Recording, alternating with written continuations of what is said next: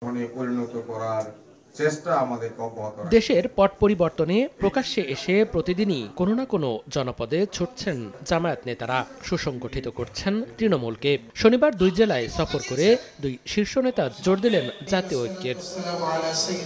বগুড়ায় জামায়াত ইসলামীর আয়োজনে ছাত্র শিবিরের সাবেক নেতাকর্মীদের মিলন মেলা অনুষ্ঠিত হয়। এতে প্রধান অতিথির বক্তব্যে সহকারী সেক্রেটারি জেনারেল মাওলানা রফিকুল ইসলাম খান বলেন, যারা 24-এর অভ্যুত্থানকে গুরুত্ব দিতে চান না, তারা বিপ্লবের আগে কোন জায়গায় ছিলেন তা মনে করুন। অনেকে 24-এর বিপ্লবকে 1 নাম্বার বানাইতে চান না, গুরুত্ব দিতে চান না।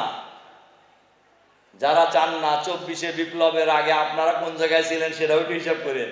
পিরোজপুর জেলা জামায়াতের এক অনুষ্ঠানে সহকারী সেক্রেটারি জেনারেল মোয়াজ্জম হোসাইন হেলাল বলেন, দেশ এখন স্বৈরাচার এবং ফ্যাসিস্ট মুক্ত, যা ধরে রাখতে সবাইকে ঐক্যবদ্ধ থাকতে হবে। দলমত নির্বিশেষে এই ব্যাপারে অঙ্গীকারবদ্ধ হতে হবে যে ফ্যাসিজম নয়, বাংলাদেশের জনগণের কল্যাণ হয় এমন ধরনের রাজনীতি বাংলাদেশে আনতে হবে। এদিকে চাঁদপুরের হাজীগঞ্জে শাহরাস্তি উপজেলা জামায়াতের কর্মী সম্মেলনে প্রধান অতিথির বক্তব্য রাখেন নায়েবে আমির ডাক্তার সৈয়দ আব্দুল্লাহ মুহাম্মদ তাহের। বলেন, আগামী দিনের রাজনীতি হবে ইতিবাচক। বিএনপি যে ঐক্যের কথা বলছেন এবং জামায়াতের সঙ্গে তাদের কোনো বিরোধ নেই, এটি সঠিক কথা। যত ধরনের রাজনৈতিক দল আছে সকলের সাথে আমরা সুসম্পর্ক বজায় রাখার চেষ্টা করছি, ইন্টারঅ্যাকশন করছি এবং এই পজিটিভ ধারাকে আমরা এগিয়ে নিয়ে যাব।